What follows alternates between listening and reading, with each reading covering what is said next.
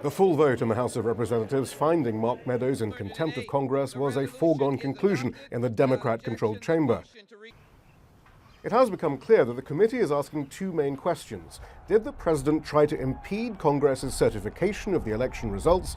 And why was Donald Trump so slow to criticize the protesters as the seriousness of their assault on Congress became clear?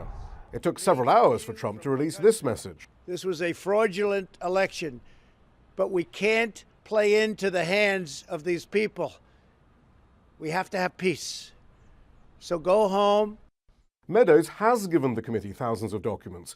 They show that if Trump himself wasn't taking the riot seriously, at least some in his circle. Okay, so we need to talk about what Congress just did to Mark Meadows and to Trump's entire inner circle, because this represents the most aggressive congressional offensive against Trump world since January 6th, and is creating absolute panic among everyone who participated in Trump's schemes to overturn the 2020 election. Mark Meadows, Trump's former White House chief of staff, who recently flipped and provided devastating sworn testimony about Trump's criminal conspiracy, thought he'd saved himself through cooperation. But Congress just showed him that cooperation doesn't guarantee safety. It just means you provided the roadmap that Congress is now using to go after everyone else involved. Within hours of Meadows completing his testimony, congressional oversight committees launched a coordinated assault, firing off subpoenas to dozens of Trump aides, White House staff, campaign officials, and participants in the fake elector plot. These aren't the usual congressional subpoenas that people ignore for months while fighting in courts. These come with imminent deadlines and explicit warnings that non-compliance will result in immediate contempt charges and criminal referrals. Congress is making clear they're done playing games, done accepting delay tactics, done letting Trump's network obstruct investigations. The zero-tolerance approach means everyone who gets subpoenaed has to make immediate choices about whether to cooperate, whether to defy Congress and face consequences, or whether to try to cut their own deals before it's too late. But before we go any further, real quick, let's be honest, you can't really trust mainstream media anymore. That's why we built Pump Politics, to bring you real stories, real context, and no corporate spin. If you want to stay ahead of the headlines, join our free newsletter. We'll send the news straight to your inbox every day. Just click the link in the description to join. And if you just want to support what we're doing, join us, be part of the community that actually cares about the truth. All right, let's get back to the video. So let's set the scene here, because understanding what Meadows revealed in his testimony helps explain why Congress is moving so aggressively now. Meadows apparently provided detailed firsthand accounts of Trump's direct involvement in every aspect of the conspiracy to overturn the election. He described meetings where Trump discussed plans to pressure state officials to change results. He provided details about Trump's coordination with the fake elector scheme. He explained Trump's role in pressuring Mike Pence to reject electoral votes. He described Trump's state of mind and intentions during January 6th, while the Capitol was under attack. This testimony from Trump's closest White House aide, someone who was in the room for virtually every important decision and conversation, is the kind of insider evidence that prosecutors and congressional investigators dream about. It's detailed, it's firsthand, it's credible, because Meadows has no obvious reason to lie when doing so risks perjury charges, and it directly implicates Trump and dozens of other people in serious federal crimes. The immediate congressional response of firing off new subpoenas shows that committees have been preparing for this moment. They knew what evidence Meadows would provide because they've been negotiating his cooperation. So they had subpoenas drafted and ready to go, waiting only for Meadows to testify before pulling the trigger. The targets of these subpoenas are people Meadows named in his testimony, people he identified as participating in various schemes, people who have information about Trump's conduct and intentions, people who have documents or communications that will corroborate or expand on what Meadows revealed. By moving immediately, Congress prevents these targets from coordinating their responses, from destroying evidence, or from getting their stories straight. The speed and coordination of the subpoena blitz shows congressional leadership operating with a level of strategic sophistication we haven't seen from them in previous oversight battles. The emergency meetings that both parties called immediately after the subpoenas went out show how significant this escalation is. Democrats are strategizing about how to use Meadows' testimony and the evidence they'll gather from new subpoenas to build comprehensive narrative about Trump's coup attempt for public hearings and for criminal referrals. Republicans are panicking about what's going to be revealed, about which of their members might be implicated, about how to minimize political damage. The fact that both parties recognize this as a watershed moment shows this isn't normal congressional business as usual. This is a fundamental shift in the oversight battle that could reshape the political landscape. The new hearings being planned will apparently feature the people who've been subpoenaed once they comply and provide testimony. Congress is setting up a series of public hearings where witnesses will describe their roles in Trump's conspiracy, will corroborate Meadows' account, will provide additional details that build a comprehensive picture of the coup attempt. These hearings will be televised, will generate massive media coverage, will put Trump's crimes on display for the American people in ways that court proceedings don't, because congressional hearings are explicitly designed for public education and political accountability rather than just legal adjudication. The political earthquake that Meadows set off is about more than just his specific testimony. It's about the cascade effect, where one person's cooperation makes everyone else more vulnerable. Once Meadows provided detailed testimony, naming dozens of people and describing their roles, those people became targets. Some will cooperate to protect themselves, which will implicate more people. It's the classic pressure cascade that prosecutors use to dismantle criminal conspiracies. Flip someone high up, use their testimony to pressure people below them. Flip some of those people, use their testimony to pressure others, and keep working your way through the conspiracy until everyone is either cooperating or facing overwhelming evidence against them. So why does this congressional offensive matter beyond just the immediate legal jeopardy for Trump and his aides? Because it represents American democratic institutions finally using their full authorities to defend themselves against an attempted coup. For years, Trump and his allies have obstructed oversight, defied subpoenas, lied to investigators, and faced minimal consequences. But Congress is now showing that obstruction has real costs, that subpoenas will be enforced, that witnesses will testify or face jail for contempt. This reassertion of congressional authority is essential for maintaining separation of powers and for ensuring that future presidents know they can attack democratic processes with impunity. And practically, the evidence that's going to come out through these investigations and hearings will inform voters about exactly what Trump tried to do, helping ensure democratic accountability, even if legal accountability is delayed or incomplete. All right, so let's dig into the specific details of Congress's aggressive offensive, what Meadows revealed that triggered it, and what the cascading consequences are for everyone in Trump's network, because understanding the mechanics shows why this is such a devastating development for Trump world. The tidal wave of new subpoenas that Congress issued apparently targets multiple categories of people. First, there are White House staff who worked under Meadows and who have information about Trump's activities and decision-making during the post-election period. These are people like deputy chiefs of staff, policy advisors, communication staff, anyone who might have been in meetings or seen documents or overheard conversations relevant to the coup attempt. Second, there are campaign officials who are involved in coordinating legal challenges or organizing pressure campaigns against state officials. These are people who implemented Trump's schemes at the operational level. Third, there are the fake electors themselves from multiple states, the people who signed fraudulent electoral certificates claiming they were the legitimate electors when they weren't. Legal experts say things do not look great for former North Carolina Congressman Mark Meadows. Meadows left that elected office to be Donald Trump's chief of staff. Recent testimony could spell trouble for the man who refuses to testify before Congress. Allegations of registering to vote in different states at the same time, a congressional subpoena to testify about January 6th, contempt of Congress for refusing to do so. These people committed fraud by signing false official documents, and Congress wants their testimony about who recruited them, who organized their meetings, who told them what to do. Fourth, there are lawyers who develop legal theories justifying various aspects of Trump's schemes or who provided legal cover for illegal actions. These lawyers might have attorney-client privilege issues, but Congress is demanding their testimony and will litigate privilege claims if necessary. The imminent deadlines attached to these subpoenas are unprecedented in their aggressive brevity. Normal congressional subpoenas might give targets weeks or months to comply, which allows for negotiations over scope, for claims of privilege to be litigated, for foot-dragging and delay. But these subpoenas apparently demand compliance within days or at most a couple of weeks. That compressed timeline prevents delay tactics and forces immediate decisions. Targets have to decide right now whether to comply, whether to fight, whether to try to negotiate. The short timeline also prevents coordination. When everyone has to decide independently and quickly, they can't develop coordinated resistance strategies. The zero-tolerance approach that Congress is explicitly communicating means that anyone who doesn't comply with deadlines will immediately face contempt citations. Congress is making clear they're prepared to use the inherent contempt powers that allow the sergeant-at-arms to arrest non-compliant witnesses and hold them until they agree to testify. This power hasn't been used in decades, but the explicit threat of it shows how serious Congress is. For people who might have been thinking about defying subpoenas and fighting in courts for months, the threat of immediate arrest and detention changes the calculation significantly. Suddenly, cooperation looks much more attractive than defiance.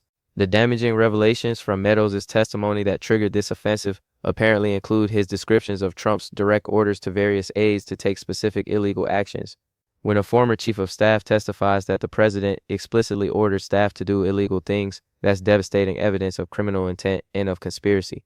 Meadows apparently also provided details about Trump's state of mind and awareness, evidence that Trump knew he had lost the election, knew that his claims of fraud were false, knew that what he was planning was illegal, and proceeded anyway. That evidence of knowledge and intent is what prosecutors need to prove criminal mens rea, and Meadows apparently described specific meetings and conversations where criminal schemes were planned, providing the kind of detailed chronology that allows prosecutors to charge conspiracy and to show how different pieces of the plot fit together. The testimony about Trump's election schemes covers the full scope of the conspiracy. Meadows apparently testified about the fake elector plot from initial conception through execution. He described who came up with the idea, how Trump approved it, how it was organized and coordinated across multiple states. He testified about pressure campaigns on state officials, including the infamous Georgia call, but also similar efforts in other states. He described attempts to corrupt the Justice Department by installing Jeffrey Clark as acting attorney general to use DOJ to support Trump's fraud claims. He testified about the pressure campaign on Mike Pence, including threats and manipulation to try to get Pence to reject electoral votes. And he provided details about January 6th, including what Trump was doing during the attack, who he was talking to, what he knew about the violence, and why he refused to call it off for hours. This comprehensive testimony ties together all the different aspects of Trump's coup attempt into one coherent criminal conspiracy. The additional investigations that Meadows' disclosure triggered include not just congressional investigations, but potentially new criminal investigations as well.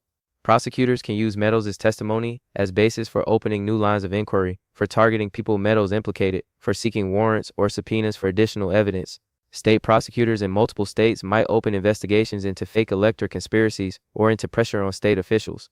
Civil litigation by entities harmed by the coup attempt might be filed against people Meadows identified as participants.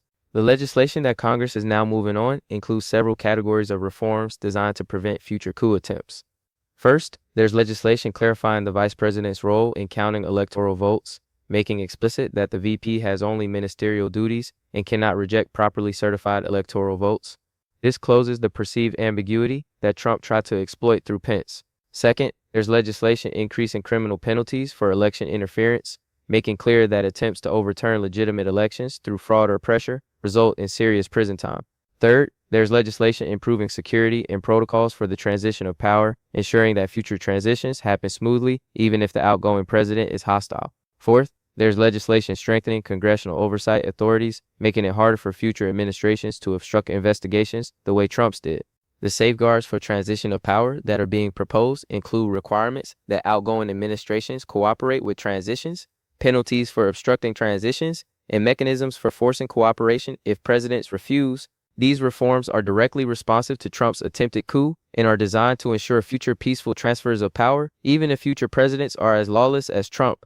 The panic that swept through Trump's inner circle is visible in reports of frantic phone calls, emergency legal consultations, and strategic retreats where people are trying to figure out how to protect themselves. Some are reportedly reaching out to prosecutors to discuss cooperation agreements before they're indicted. Others are hiring new lawyers with criminal defense expertise. Still others are going into hiding or cutting off communication with others in Trump's network to avoid being caught up in further conspiracies. This every person for themselves dynamic is exactly what prosecutors want to create when everyone is scrambling to save themselves. Coordinated resistance breaks down and more people cooperate. The concern that cooperation hasn't saved Meadows from prison reflects worry that even though Meadows flipped and testified, prosecutors might still seek significant prison time depending on the severity of his own criminal conduct before he cooperated. Cooperation typically results in reduced sentences, not in immunity from prosecution, so Meadows might face years in prison even with his cooperation. That possibility creates fear among others who are considering cooperation. If Meadows is going to prison despite cooperating, what does that mean for us? But prosecutors in Congress are likely emphasizing that cooperation improves outcomes even if it doesn't eliminate consequences, and that early cooperation gets better deals than late cooperation. The exposure to even more scrutiny that Meadows faces comes from the fact that his testimony has made him a central figure in multiple investigations. Every prosecutor, every congressional committee, every journalist wants to interview Meadows to get more details. He'll be testifying repeatedly in different forums. He'll face intense cross-examination that might reveal inconsistencies or gaps in his account. He'll be investigated to verify that he's telling the truth and hasn't held anything back. This ongoing scrutiny means Meadows' life for the foreseeable future consists of legal proceedings, testimony, and constant worry about whether he's done enough to avoid serious prison time. The warning to remaining holdouts is that resistance is futile and cooperation is the only viable path forward.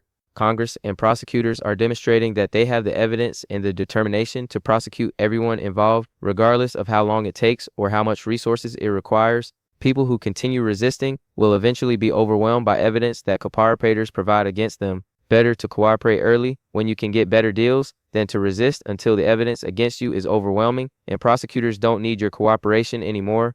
The make-or-break moment for American democracy framing reflects the understanding that if Trump and his co-conspirators aren't held accountable for attempting a coup, future anti-democratic actors will be emboldened to try similar or worse tactics. Democracy requires that attacking democratic processes results in serious consequences. If those consequences don't materialize, democracy itself is at risk. So holding Trump and his network accountable isn't just about punishing past crimes, it's about deterring future attacks on democracy and demonstrating that democratic institutions are capable of defending themselves. The most aggressive phase of accountability since January 6 reflects the reality that previous accountability efforts, while significant, weren't comprehensive enough to fully address the scale of Trump's coup attempt. The January 6 committee did important work, but it was limited in scope and timeline. Jack Smith's prosecutions are addressing some conduct, but not all participants. This new congressional offensive aims to be more comprehensive, to target more participants, to gather more evidence, to create more complete public record of what happened and who was responsible. The aggressiveness is intended to show that delayed justice is still justice and that everyone involved will eventually face accountability. Okay, so let's break down what happens next and what this congressional offensive means for Trump, for his co-conspirators, for MAGA as a political movement, and for American democracy, because we're at an inflection point where the trajectory of accountability is being determined. First and most immediately, the people who receive subpoenas have to make critical decisions about compliance. Do they cooperate immediately and provide documents and testimony Congress demands? That's the safest legal path, but it means potentially incriminating themselves or others they're loyal to. Do they refuse to comply and face contempt charges?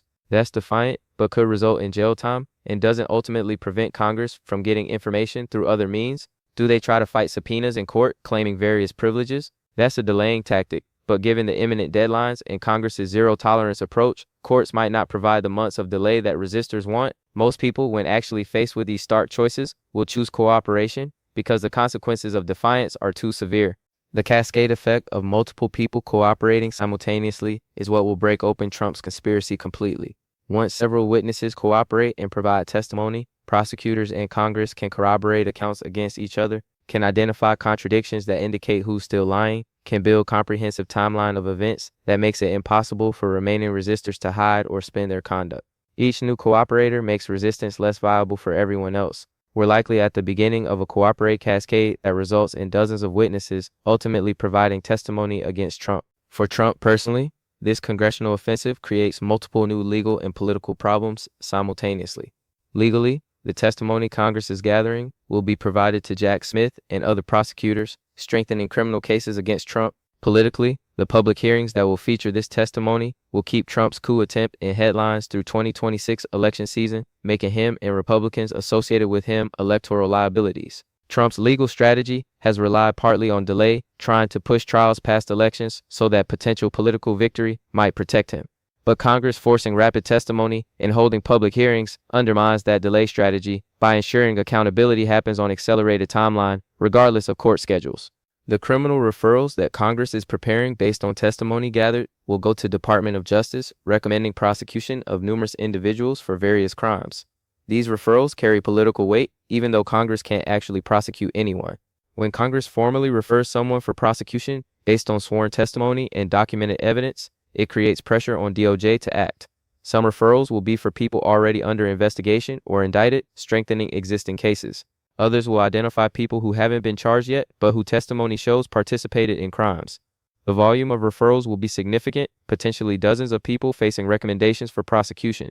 The MAGA movement fracturing that's accelerating from this crisis reflects tensions between true believers who will defend Trump regardless of evidence and pragmatists who recognize that association with proven criminality is electoral poison. Some MAGA members and voters will dismiss all evidence as deep state persecution and will become even more devoted to Trump. But others, including some elected officials and donors, will conclude that MAGA's association with coup attempt makes the movement toxic and unviable. This split is already visible and will intensify as more damaging evidence becomes public through congressional hearings. The movement might split into irreconcilable factions or might simply collapse as pragmatists abandon it.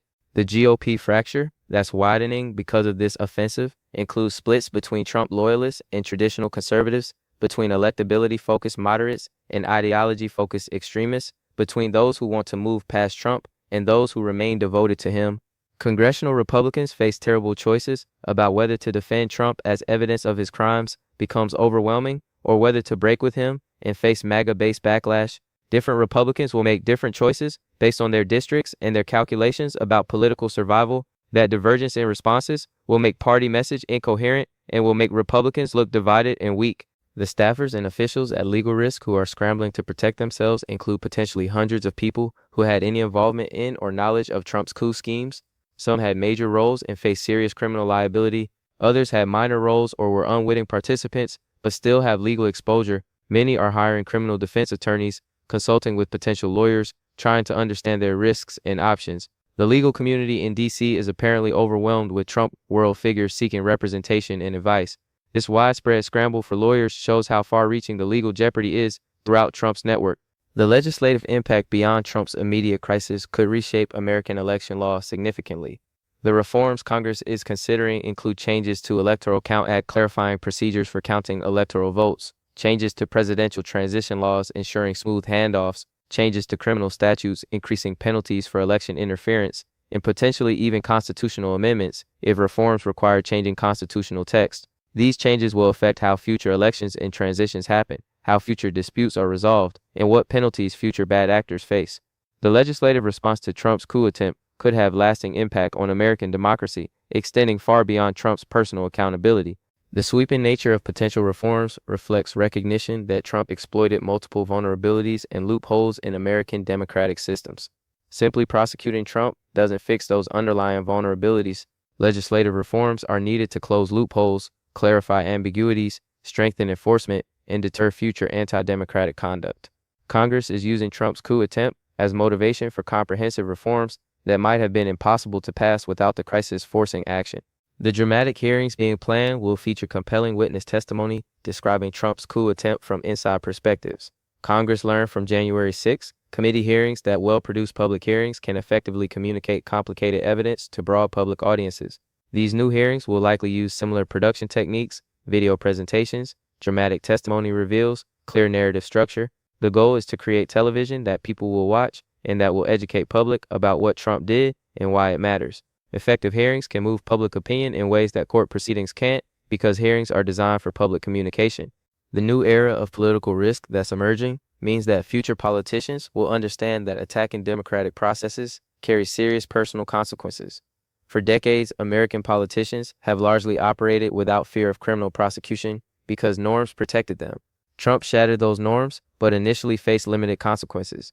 This congressional offensive, combined with Jack Smith's prosecutions, is showing that attacking democracy results in investigations, prosecutions, potential prison time, destroyed reputations, financial ruin. That demonstration should deter future anti-democratic conduct by making clear that the costs are severe. The timeline from subpoena to testimony to hearings to criminal referrals will likely span several months through early mid-2026. Subpoena witnesses will comply or be held in contempt over coming weeks.